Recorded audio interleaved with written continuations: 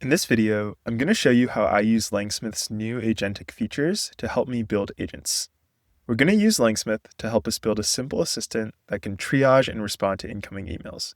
So every time I get a new email in my inbox, my agent is going to read it and figure out what to do with it. We'll use LangSmith to help us make sure that the agent is doing the right things. Let's start by looking at this agent.py file. In this single file, we're going to define a simple deep agent. First, and also most importantly, we have our system prompt. Most deep agents have pretty extensive system prompts. You move a lot of the complexity out of the agent architecture and into the actual prompt itself. This prompt has some background information about who I am, and it also has some criteria and rules for how to handle incoming emails. When an email comes in, the assistant can take a bunch of different actions with its tools. It can write an email response, it can kick off new email threads with new people, or it can call a subagent, which we'll look at more in a second. It can also just mark the email as read if it doesn't think I actually need to look at it. Our subagent here is specifically focused on interacting with my calendar. It has specific prompting around how to find meeting times where I'm available and also book the meetings for me. And so with these pieces, we can assemble our deep agent. We have that overall system prompt with some background on myself and the direction of the different things that I want the agent to do. We give the main agent some general tools to write emails, kick off new threads, or mark emails as read. These tools are all defined in a separate file, but they basically just connect to the Gmail API and let our agent actually take actions. Then we have that subagent called the meeting scheduler, and this has access to a few specific tools for calendar interactions, finding available times on my calendar and then scheduling the meetings. And so with just these few lines of code, we've built a simple personal assistant. What I really want to emphasize here is that it's really quick, easy to put together a deep agent. But this is really just the first step. The question now becomes, how do we make sure the deep agent actually works? How do we actually make sure it's doing exactly what I want in different scenarios? And how can I improve this deep agent over time? The natural next thing to do is just to run the agent. So let's do it. We have an example email here coming from a friend of mine, Oliver Queen. Oliver is emailing me about wanting to talk about deep agents, and he suggested that we meet at 8 a.m. next Monday. We can take the agent we just created and invoke it on a single input message. This message just says, hey, an email came in, handle it to the best of your ability. The agent will take this input email and call whatever tools it needs to handle it.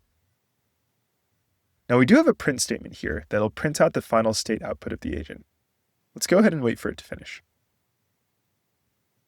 We can see the printed output of the agent here, and it's super hard to read. It's really hard for me as a human to parse through this. As an alternative to this print debugging, I've actually set this agent up to trace to LangSmith. All I did was set my LangSmith API key as an environment variable and set LangSmith tracing to true. And so now when I ran this code, all of the agent's decisions and outputs got logged to LangSmith. Let's go take a look at the trace. LangSmith is our observability and evals platform. One of the first things you can do with LangSmith is set up tracing. And clicking into our most recent trace here, we can see exactly the input that came in, that same email thread from Oliver. We can also now see all of the actions that the agent is taking on it. One important thing to note about deep agents is that they have some built-in tools, including the ability to call subagents through this task tool. The subagent can then call its own tools, so this becomes a multi-layered, pretty long-running process. This view is already way better than the print text dump of my agent's outputs. But as a human, it's still going to take me a decent amount of time to click through each of these steps and see exactly what's going on. And so that's where Polly comes in. Polly the parrot is a new tool in LangSmith that can read all of the different runs here and lets me chat against this trace. I'm just going to use one of the default prompts. I'll ask Polly to summarize this trace, and we can watch for a second as Polly tackles this. You can see that Polly is reading exactly what went on, listing out the runs, and eventually, here we go, Polly has given us a nice summary. We can see that we received an email request from Oliver. We delegated this to the meeting scheduler subagent. We checked calendar availability for me, specifically on Monday. We saw it was free, relatively late, and so we sent an email response confirming the availability and accepting Monday as that time slot. Cool. But To throw a wrench in this, let's say I actually didn't want the agent to do this. Let's say, truthfully, that I don't love waking up early, and I don't actually want to take any meetings before, let's say, 9 a.m. Eastern Time. So how do I actually go about fixing this? If I navigate back to VS Code, there's a tool that we have called LangSmith Fetch. It's just a package that you can install, and when you run LangSmith Fetch, you need to set the config to pull traces from a particular project. So for us, I'm actually going to go back to LangSmith real quick. I'm going to grab the ID of our personal assistant tracing project, and I'm going to paste that when I set it in the config of LangSmith Fetch. Now, when I run LangSmith Fetch, it's just going to pull the most recent trace. We can see in a moment the full message history, the email that came in, what our assistant thought to do.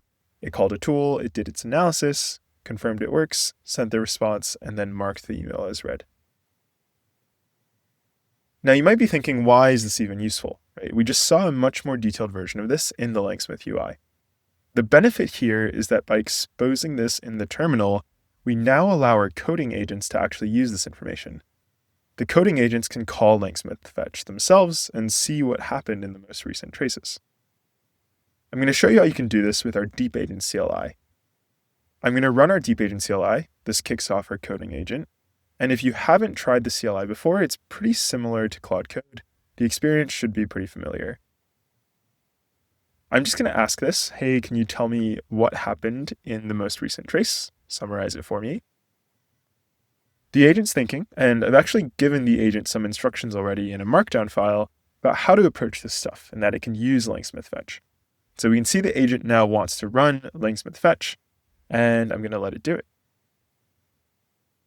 Now LangSmith Fetch traces are executing in the background, and in a moment we'll get a nice summary from the agent.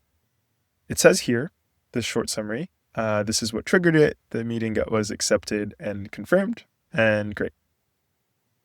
So now instead of manually going and changing the prompt myself, I can also just talk to the coding agent. So I'm going to say, hey, I like sleeping in. I don't actually want to take early meetings. And can you make sure that in the future, the agent only accepts these meetings after 9 a.m.? Also, while you're at it, write a test to make sure that it remembers this successfully. And so we've given it a few tasks here. But because I just ran LangSmith Fetch, we have that information in the context window. And so the agent is going to work for a while. It's going to list out files. It's going to read some of the files I have locally, and then it's going to start making some edits. So here we go. The agent has come up with a recommendation. It wants to edit agent.py. Specifically, it wants to edit the prompt. I'm going to accept this. It looks good to me. Now it's going to read our test assistant file and add a test. It comes up with this nice test, very similar to the example that I just had. And so I'm going to improve this by adding this to test assistant.py. Now, as a sidebar real quick, I want to talk about why I've chosen to write these tests in PyTest. Deep agents can handle a variety of tasks, and the success of handling these different tasks can be measured in a lot of different ways. Writing in PyTest or VyTest for JavaScript gives us the maximal flexibility. I can, in these tests, assert that a certain tool call was made in a certain scenario. I can also, in the same test, use an LLM as a judge to check that my final result, or my final email in this case, followed some specific criteria. I've really found that when writing tests for deep agents, it's nice to have that flexibility to assert whatever you're specifically looking for a particular given input. And both VyTest and PyTest afford a lot of flexibility here. So now let's run the test. And the beauty of this is that in running this test, we're also logging more information to LangSmith. And so after we run this test, whether or not it passes, we can ask the agent to list out this trace with LangSmith Fetch, see what just happened, see if it was acceptable, and if it fails, we now have this programmatic agentic loop where the agent has a clear reward function. It can keep iterating on this prompt until this test passes. And so just to rehash the different things that we covered in this video, deep agents, super easy to get started with. It's really easy with just a prompt and a few tools to come up with a pretty powerful agent. But that is really just the first step. From there, it's really important to figure out if your agent is actually doing what you want it to. And the best way to do that is by setting up tracing to LangSmith so you have full visibility. In LangSmith, you can talk to Polly and ask Polly questions about what your agent actually did during execution. And this is just a quick way to speed things up. I've seen deep agents that can go for hundreds of turns, take several minutes, and that can be a pain to walk through yourself. Then we have LangSmith Fetch, which works in the terminal to pull trace information in. This is really powerful when you make it accessible to coding agents. And so these tools are all intended to make it really easy for us as developers to work with AI while building deep agents. You can try out Polly and LangSmith Fetch today. Let me know how it works for you. Thanks.